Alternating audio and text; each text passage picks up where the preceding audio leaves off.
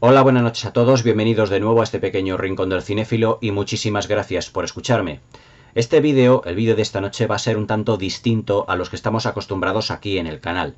Yo de vez en cuando, cuando surge, única y exclusivamente, hago un vídeo o vídeos titulados Reflexiones de cine, en el que me informo de una serie de cosas, de aspectos del cine que vienen, de experiencias que yo he tenido en las salas de cine, de algunos vídeos que yo he realizado, algunos comentarios que habéis puesto.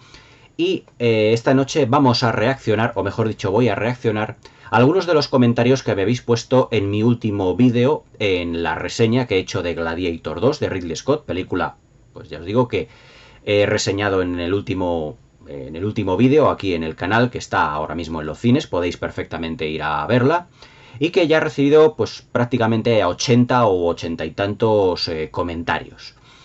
Me falta por contestarlos a ellos y a todos estos comentarios y a lo que son los de los vídeos anteriores, como Posesión Infernal y unos cuantos que tengo por ahí sueltos. Me vais a dar un poquito de tiempo porque se me está acumulando el trabajo, porque en cada vídeo que subo cada vez recibo muchos más comentarios debido a que se van acumulando las visualizaciones y debido a las nuevas suscripciones, de la cual os doy eternamente las gracias.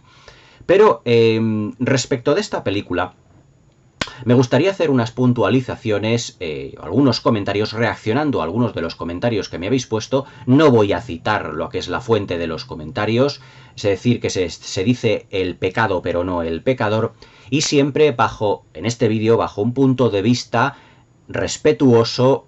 A veces también vamos a emplear un poquito de comicidad, puede ser un poco cómico, no irónico ni sarcástico, un poco cómico, y vamos a intentar pasarlo un poquito mejor en este vídeo. Vamos a ir quitándole hierro a todo el asunto que engloba a esta película, que yo no creía que iba a resultar tan sumamente polémica y que se puede decir que ha gustado y ha defraudado prácticamente como a partes iguales. Yo, evidentemente, este vídeo ya os digo que los hago desde el máximo de los respetos y de vuestro, vamos así decirlo, consentimiento, porque no voy a citar ya os digo, a los comentaristas, pero sí un poquito lo que es el comentario en sí de una manera general. Porque ha habido algunos comentarios que me han chocado bastante respecto de lo que son aquí las redes sociales, porque hay una serie de mantras y de cosas que me gustaría, bajo mi punto de vista, digamos, un poco desmitificarlos y daros cuál es mi opinión de todo esto. Podemos dividir este vídeo en 4 puntos muy importantes. El primero de todos ellos es que en muchos de los comentarios os habéis quejado de que esta película, Gladiator 2, tiene poco rigor histórico. Hace poco a una de las suscriptoras yo le contesté una serie de correos, una serie de emails, y le puse y esto ya va para todo el mundo, lo siguiente. Ningún director de cine, ninguno, ni siquiera desde el principio de los tiempos, hasta el día de hoy, hasta mediados finales de noviembre de 2024, desde 1895 hasta día de hoy de 2024, ninguno, repito, ningún director de cine ha querido dar una lección de historia cuando hace una película. El cine nació como entretenimiento de masas, entretenimiento para el vulgo, para el pueblo. Y sigue siendo realmente, en el fondo, eso, entretenimiento. Entonces, yo os digo lo siguiente. Ningún director, por muy erudito que sea, aunque hay pocos, por muy erudito que sea, pretende dar al espectador una lección de historia. Jamás. Sino que emplea la historia, precisamente, como trampolín, para contar su propia historia. Es decir, su propio argumento y guión de la película. Es decir, se van a aprovechar una serie de elementos históricos para contar otra historia que es el meollo del asunto de la película. Pero a los directores de cine, o mejor dicho, desde un principio los guionistas, utilizan la historia o acontecimientos históricos para ellos contar la suya propia. ¿Por qué? Porque lo que se va a plasmar en la pantalla realmente es una historia de ficción, no es una historia real. A vuestra compañera, que a la que contesté los emails, le dije esto exactamente igual. También quise puntualizarla que los directores, guionistas, productores también tienen una cierta responsabilidad de que se pudiera llegar en algún momento a malinterpretar la historia. Pero digamos que eso es otro punto. Pero nosotros partimos de la base, o los productores, los cineastas parten de la base, de que nadie que va a ver su película al cine, en vídeo, en Blu-ray, en DVD, en VHS, en lo que sea, quiere recibir una lección de historia.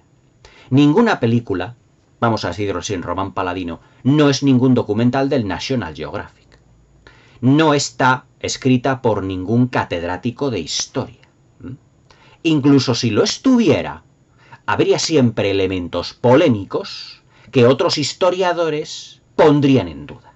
Por lo tanto, si vosotros creéis que muchas veces, respecto de un acontecimiento en concreto, si ni siquiera los historiadores muchas veces se ponen de acuerdo entre ellos, ¿cómo un cineasta, que no tiene nada que ver con la historia, sino que entiende de entretenimiento, no nos va a dar nunca una película con un gran rigor histórico? Por eso cuando en los comentarios me ponéis, es que el rigor de la película, rigor histórico nulo. Es que no se pretende que la película tenga un rigor histórico.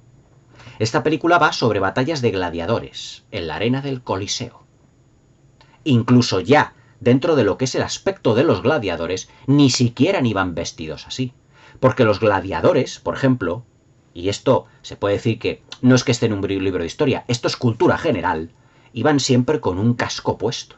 Es decir, con un yelmo, por así decirlo, rodeado, o sea, lleno de agujeritos. ¿Para qué? Para que no pudieran pasar las espadas, ni los tridentes, ni las lanzas, y que no pudieran destrozarse la cara.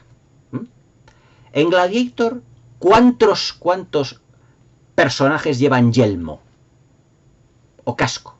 Muy pocos. Por lo tanto, ¿esto realmente es importante para el devenir de la historia? No, no es importante. Porque lo que se quiere dar es un espectáculo. Ridley Scott y todos los directores que han hecho películas históricas, desde Cecil B. DeMille, desde David Ward Griffith, desde Sergei Eisenstein, ninguno ha querido filmar una película acorde al 100% con los acontecimientos históricos, sino lo que han querido proporcionar al espectador siempre ha sido un espectáculo. Nada más. Entonces, culpar a una película de que no tiene rigor histórico es, digamos, pinchar en hueso. Una película hay que juzgarla por su calidad cinematográfica. Fotografía, montaje, ritmo, vestuario, interpretaciones, dirección, etcétera, etcétera, etcétera, etcétera, etcétera. Ha sido un largo etcétera.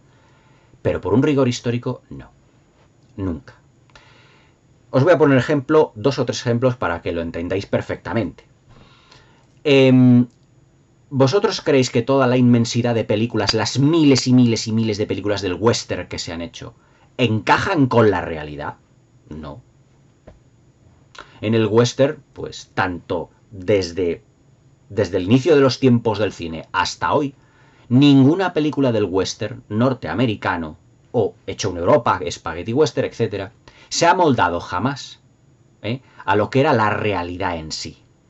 La realidad era que los colonos llegaban a una tierra, que la caballería venía detrás y que a los indios prácticamente los mataban provocando un genocidio brutal. Y cuando cortaban cabelleras los indios, no era porque ellos los tuvieran como costumbre, lo aprendieron de los blancos. Ojo, que siempre en las películas de los westerns nos han puesto que cortan las cabelleras los indios a los blancos. Es que los indios lo aprendieron de los blancos. ¿Y alguien se ha quejado por eso alguna vez? No, jamás. Eso quita para que el Álamo, Centauros del Desierto, Winchester 73 bailando con lobos, El fuera de la ley, etc, etc, Grupo Salvaje, todas sean obras maestras. No lo quita. Ese ejemplo y miles como ellos. O sea que acusar a una película que tampoco dice que es historia, porque esta película no es histórica, narra pues digamos los acontecimientos de un chaval cuyos padres, bueno, a ver si voy a soltar algún spoiler, tenía como, digamos, como ídolo a un gladiador llamado Máximo y que tenía una gran admiración dentro de un acontecimiento histórico. Pero ese acontecimiento histórico está como de fondo. Y está trastocado para contar la historia como el guionista y los cineastas quieren. Nada más. Pero no se pretende hacer otra cosa. ¿Vosotros creéis que Cecil B. DeMille filmó los 10 mandamientos? Es un decir. Filmó los 10 mandamientos teniendo en cuenta los acontecimientos históricos de... No, tuvo en cuenta las Sagradas Escrituras y lo que le dio la gana meter a él. Y si varía las Sagradas Escrituras o los acontecimientos históricos, le importaba un rábano. En lo que quería dar un espectáculo, como decían, por ejemplo, en el antiguo Hollywood, bigger than life, más grande que la vida. Y eso es lo que nos da Gladiator 2, un gran espectáculo. Por lo tanto, el rigor histórico en estas películas es realmente es algo anecdótico. Sí, bueno, tiene poco rigor histórico. Lo importante es pasar un buen rato en el cine. Es eso lo de lo que se trata, no de dar una lección de cine, ni una lección de historia, ni muchísimo menos. Yo esto ya lo he comentado muchas veces aquí en el canal. Yo creo que esto tiene que estar más que superado a la hora de poder comentar una película, de decir, bueno, esto, ¿qué rigor histórico hay en esto? Bueno, es que incluso en el reinado de los emperadores Geta y Caracalla, que son los de Gladiator 2, estoy seguro que si reunimos a 10 historiadores, conseguimos que, a lo mejor no todos, pero como 3 o 4 o 5 versiones diferentes de muchos acontecimientos. ¿Se iban a poner todos de acuerdo? No. Porque cada uno lo ha estudiado de manera distinta, a lo mejor los acontecimientos los ha enfocado de una manera completamente... Por lo tanto, no tiene sentido decir que una película no tiene rigor histórico y ya ponerles ese San Benito de que es un mal film porque no tiene rigor histórico. Será un mal film, por ejemplo, si el guion hace aguas, si los personajes interpretan mal, si la película no tiene un montaje arrítmico, de acuerdo, ahí lo entiendo, pero que no tenga rigor histórico. En fin. Otra de las cosas que me habéis puesto... sí, que me choca mucho, pero este comentario que voy a hacer ahora no es, por ejemplo, de algunos que he leído aquí en los comentarios que me habéis puesto de la película, sino yo creo que es una especie como de mantra que se aprenden muchos youtubers, algunos de ellos ya muy importantes, con cientos de miles o millones de suscriptores, y yo creo que esto es también un error, bajo mi punto de vista, quiero decir. Dicen, es que esta película nadie la pidió. Que nadie la pidió. Y yo digo, vamos a ver, cuando os voy a poner ejemplos también. Cuando en 1968 Stanley Kubrick hace 2001 Odisea del Espacio, ¿alguien pidió esa película? Cuando en 1980 George Lucas deja que Irving Kershner dirija El Imperio Contraataca, ¿alguien pidió El Imperio Contraataca? ¿En 1972 alguien pidió El Padrino? Fijaos si ya el cine estaba saturado de cine negro, de gángsters, que ya los había habido desde los años 30, o sea, 40 años antes. ¿Alguien pidió una película con El Padrino? No. No la pidió nadie. ¿Alguien pidió La Guerra de las Galaxias en 1977? ¿Alguien pidió Blade Runner? ¿Alguien pidió Ciudadano Kane, Lawrence de Arabia o Lo que el viento se llevó? No. Entonces, ¿qué es eso de que esta película nadie la pidió? ¿Es que Hollywood es una empresa? ¿Son empresas a la carta? O sea, yo llego a la Paramount Pictures o a la Fox o a la Disney, cojo una carta como un menú de restaurante y digo, quiero esta. No tiene sentido. Es completamente absurdo. Eso de nadie lo pidió, pero vamos a ver, ¿es que hay que pedirlo? Es que, de verdad, bajo mi punto de vista, es la mayor absurdez que he oído en las redes sociales. Y esto se lo he oído yo a muchos youtubers, nadie lo pidió. ¿Es que hay que pedirlo? O sea, yo voy, me presento en los estudios de Paramount, no, me presento en la oficina de Ridley Scott y le digo, señor Scott, haga usted una secuela de Gladiator, la quiero, verá usted, es que la necesito. Y me dice, pues sí, hijo, te la voy a hacer para ti. Es que, de verdad, hay mucha gente que repite mantras de muchos youtubers que por ganar visualizaciones o likes, es que nadie pidió esto. ¿Cómo que nadie lo pidió? ¿Qué es eso de que nadie lo pidió? ¿Alguien pidió la primera parte de Gladiator en el año 2000? Después de que la industria del cine hiciera miles de películas de romanos y epics y películas de superproducciones, ¿alguien pidió Gladiator? Es más, ¿alguien pidió un remake de La caída del Imperio Romano? No, porque Gladiator es lo que es, un remake de La caída del Imperio Romano. A raíz de esto, también enlazo con otro comentario. No, es que el guión es como muy parecido a la primera. Claro, es que Gladiator también tiene el guión muy parecido a la de La caída del Imperio Romano. Sin embargo, nadie se atrevió a decir que era una mala película. O pocos. Vamos a ver. En los años 50, 60, el director Howard Hawks hizo muchas películas, varias, por ejemplo, 4, 5 o 6 podrían ser Río Bravo, Atari, las tenéis aquí comentadas en el canal, El Dorado, Río Lobo, en el 1970, su última película, y en el 39, Solo los ángeles tienen alas. Me salen 5. Seguramente me dejo alguna en el tintero. Si veis las 5 películas, Howard Hawks filmó la misma película 5 veces. La misma.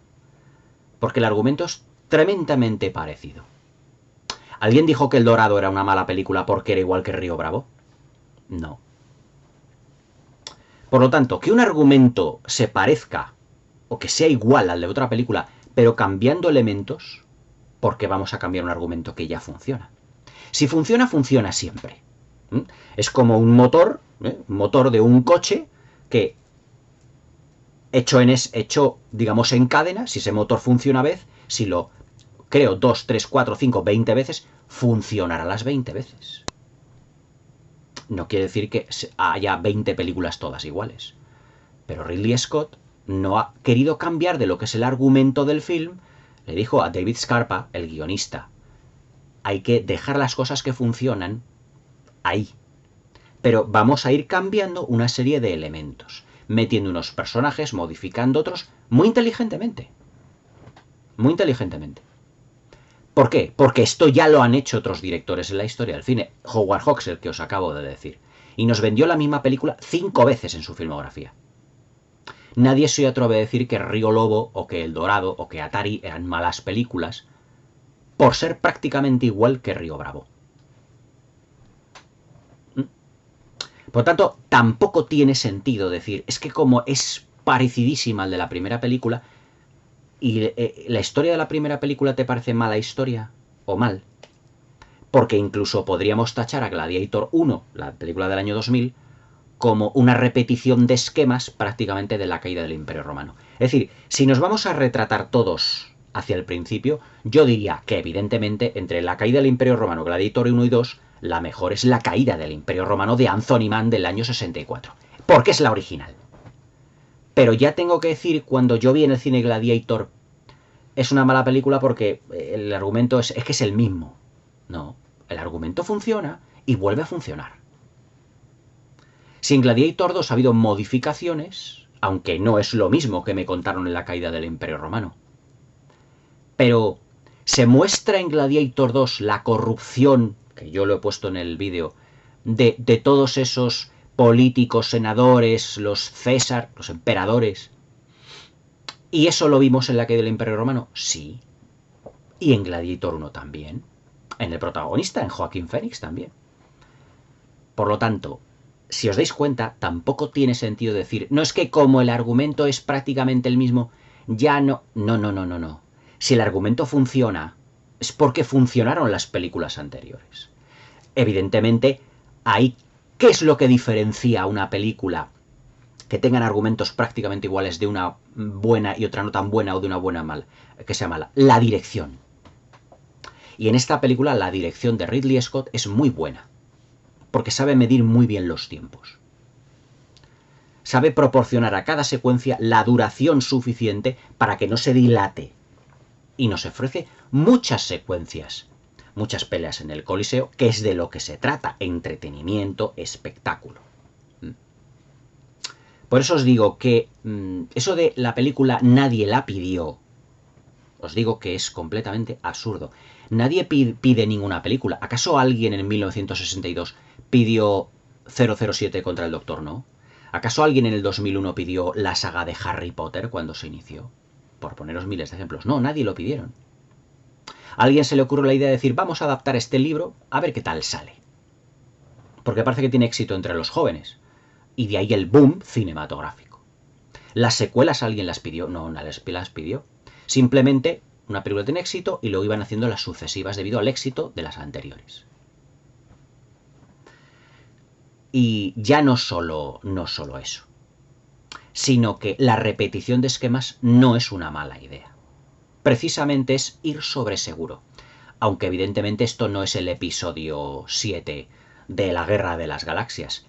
¿Qué pasaba con el episodio 7 de la Guerra de las Galaxias? ¿Por qué era una película muy regular? O mejor dicho, muy irregular.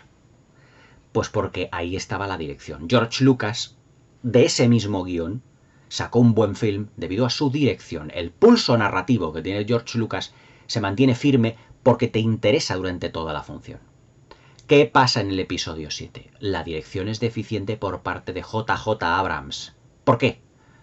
Porque ya no solo no es que nos cuente lo mismo, sino es que además es que no sepa además disimularlo, sino que la dirección de actores, por poneros un ejemplo, no era brillante. El casting no era el adecuado. ¿Rey tenía la misma fuerza que Luke Skywalker? No. ¿Kylo Ren tenía la misma fuerza que Darth Vader? Interpretativa, mejor dicho, como personaje. No. Entonces es lo que se cae por su propio peso.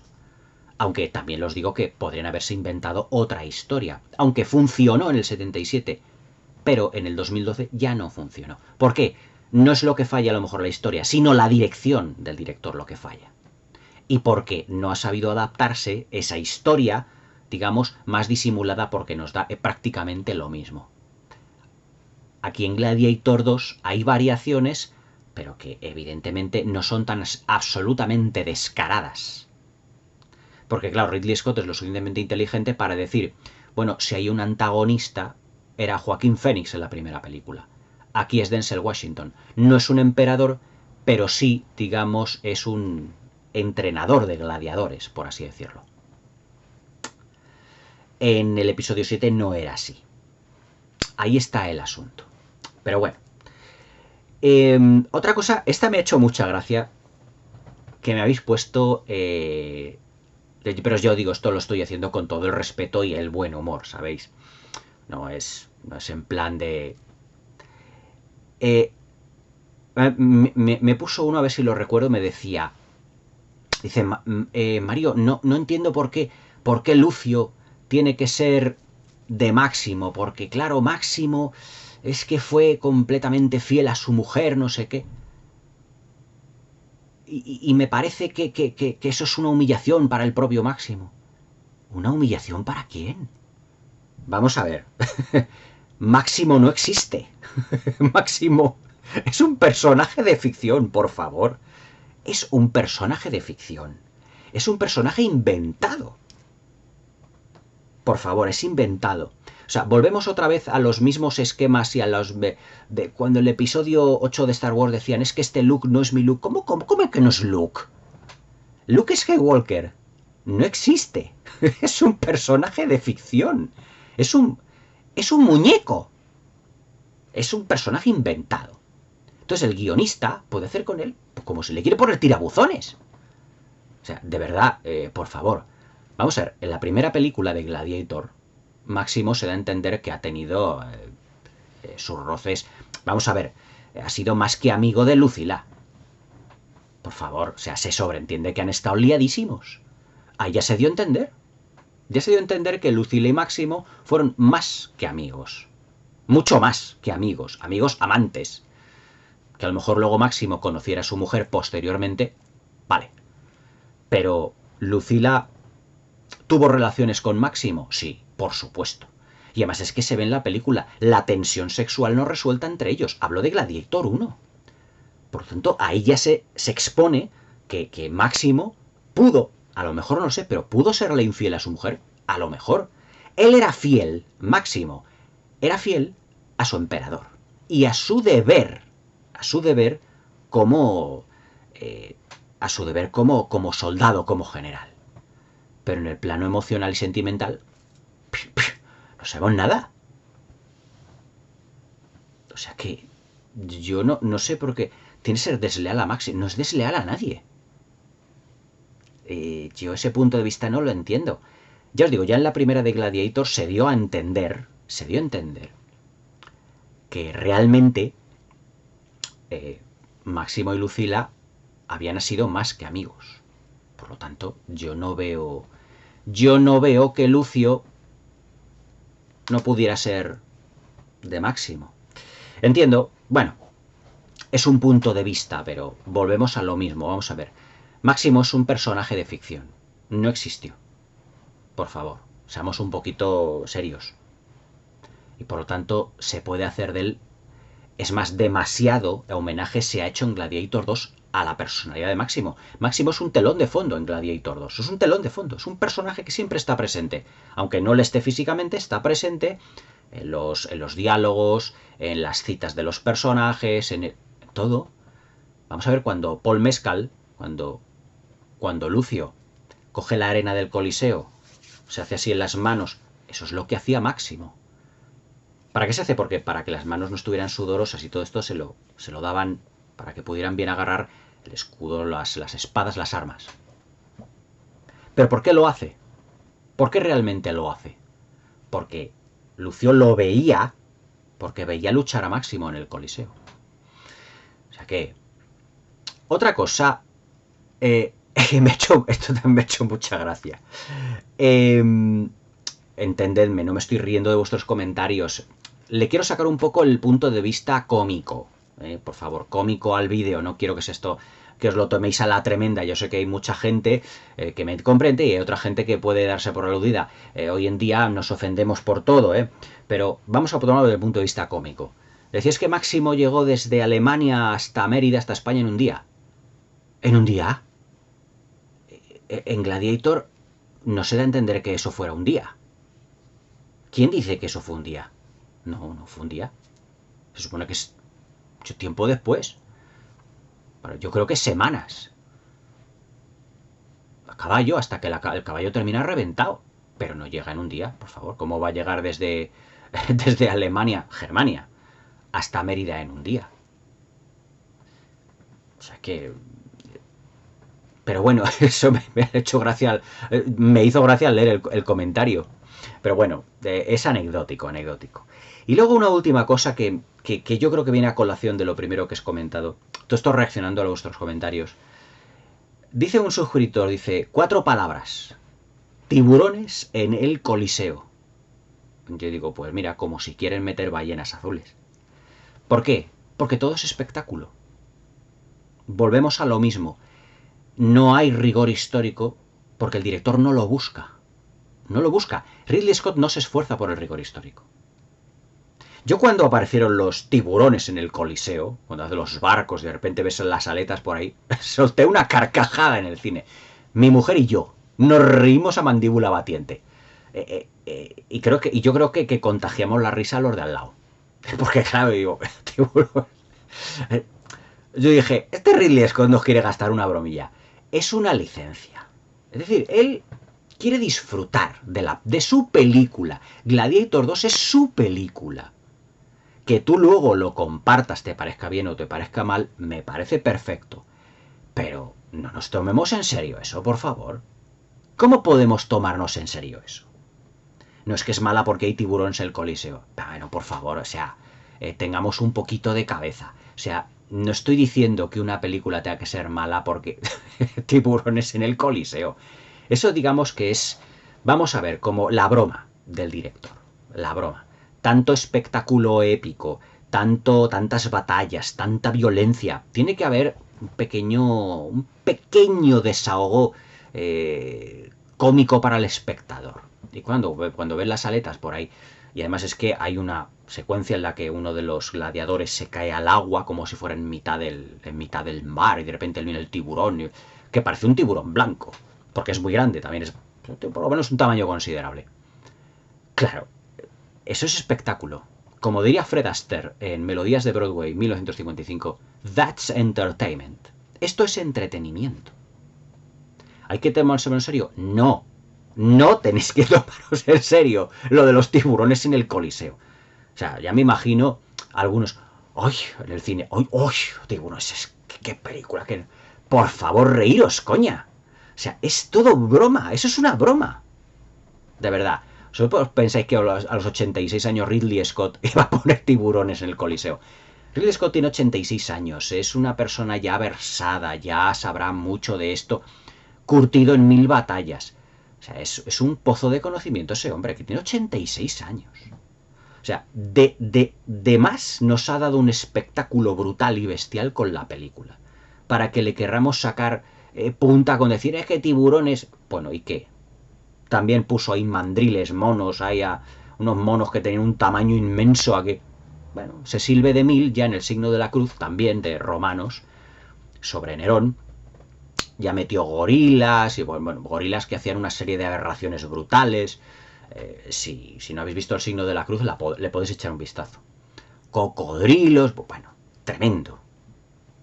Como si mete ahí cebras, caballos, ballenas y hasta dinosaurios. Para un ejemplo, en el que yo también me reí, no de esto, sino de incluso de niño en el cine. En Parque Jurásico decían que los velociraptores eran inteligentes, ¿no? Hay una secuencia que cuando los niños, los hermanos están atrapados dentro del complejo de su abuelo, de John Hammond, los velociraptores abren una puerta con el pestillo con la garra. Yo, joder, qué inteligentes son los velociraptores, ¿no? O sea, les ponen una caja fuerte con una combinación, se pone el oído, pi, pi, pi, y la combinación la abren y todo. Bueno, vamos a ver. Eso es una película, es espectáculo. O sea, no nos tomemos en serio esto. Yo también me reí cuando vi Parque Jurásico y vi esa secuencia, ese plano, en el que el velociraptor abre la puerta con el pestillo. Digo, joder, qué inteligente que sabe el pestillo. Es una licencia. Son licencias que los directores se toman, digamos, ¿por qué? Porque es su película y es entretenimiento. Ningún, yo qué sé, ¿cómo os diría yo? Ningún erudito en dinosaurios puede pensar que un dinosaurio puede abrir puertas abriendo el pestillo. O sea, por favor. Pues os digo lo mismo con lo de los tiburones en el Coliseo. ¿Y qué? ¿Y? Pues vale. Pues vale. Pues ríete. Porque está para eso. Para reírse, para pasar un buen rato, para... como un chascarrillo, para lo que es el entretenimiento. Por eso os digo, quitadle hierro al asunto. No os lo toméis tan a la tremenda. Ni este vídeo, ni los comentarios de que ¡ay, qué rigorista! ¡Ay, lo que ha pasado con el rigor! ¡Ay, lo que se ha saltado aquí! ¡Ay, tiburones! ¡Ay, por Dios! ¡Ay, qué desleal! Pero, por favor, es una película. Es una película. No hay más. Hay que juzgarla como tal. Como una película. Como entretenimiento. La película está filmada para que nos lo pasemos bien en el cine. Para que pasemos un rato agradable, para que veamos un espectáculo, lo mismo que la Gladiator original. Si nos ponemos muy puntillosos diremos, Gladiator a la mierda. Yo prefiero La caída del Imperio Romano, de Anthony Mann, que es la original. Y si nos ponemos más eruditos, si somos más papistas que el Papa, pues también La caída del Imperio Romano y la Cleopatra de Mankiewicz a la mierda. Prefiero la versión de Cecil B. DeMille con Claudette Colbert. Y si me pongo todavía más a la mierda el cine, prefiero el libro de historia. Me voy a la universidad y que un catedrático de historia me describa lo que fue el reinado de Cómodo, de Cleopatra y de Ramsés II, me da igual. Y entonces tiro por la borda todo el cine. Pero no es eso, no es eso. La cuestión es que hay que tomarse las películas como lo que son. Películas. Y personajes con lo que son. Personajes que no están vivos, que ni Luke Skywalker, ni Máximo Décimo Meridio, ni nadie están vivos, coña. Es que son personajes. Y con ellos los guionistas pueden hacer lo que les salga de ahí, ya está. No os lo toméis a la tremenda. Comprad vuestra entrada, ir a verla al cine, disfrutad del espectáculo, respirad hondo y disfrutad. Y dejaos llevar. Y si el cerebro lo tenéis que dejar muchas veces a la entrada de la sala, porque la película lo requiere, lo dejamos. Pero lo importante es disfrutar de lo que es el cine, sin darle vueltas al asunto. De verdad. Los que queramos rigor histórico, los que yo soy el primero, que me encanta la historia, que me encanta leerla, pero claro, estoy viendo una película. Y un último apunte más. Yo aquí en el canal hice 3 vídeos titulados Historia y Cine sobre la trilogía de Sisi, en donde exponía lo que era la película y los puntos en los que convergía y los que no convergía con la historia real. ¿Yo dije que eran malos films por saltarse muchas cosas históricas? No. Pero una cosa es la película y otra cosa es la historia. Nada más. Aunque la película se base en el acontecimiento histórico. Pero, por ejemplo, aquellas películas, ¿qué eran? Eran películas románticas. Hechas al estilo hollywoodiense, aunque filmadas en Austria, en Europa. Pero ni Ernst Marischka, ni nadie quería dar una lección de historia, ni que... No, y eso que son películas, la trilogía sí que se ponen las 3 todos los años por Navidad en las cadenas de Austria y de Alemania. ¿Alguien se queja porque no sean exactamente la exactitud histórica? No, porque lo que quieren ver es a Romy Schneider tan guapa y a Carl Bond liarse con ella y todo muy colorista y muy bonito. Y ya está. Pues con Gladiator 2 lo mismo. No os lo toméis tan a la tremenda. Ni siquiera este vídeo.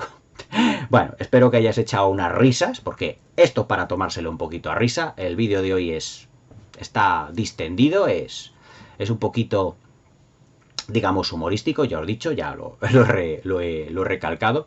Y espero que lo hayáis pasado bien. No os deis por aludidos, no los toméis a la tremenda, no tiene sentido. Es solo, pues, reacciones mías, pues, a unos ciertos comentarios que yo he visto, que he leído, pero ya está, no es con afán ni de ofender ni nada. Es afán de entretenerse y de pasarlo bien. Y sobre todo de entretenerse, que ese es el objetivo también de los canales de YouTube y sobre todo el mío. Entreteneros también un poquito y aportando mi granito de arena a lo que es este maravilloso entretenimiento que es el cine. Espero que os haya gustado el vídeo, espero que me deis un like, que os suscribáis al canal y que leáis a la campanita para que no os perdáis ninguno de mis nuevos vídeos. Espero que paséis una muy buena velada y hasta mañana.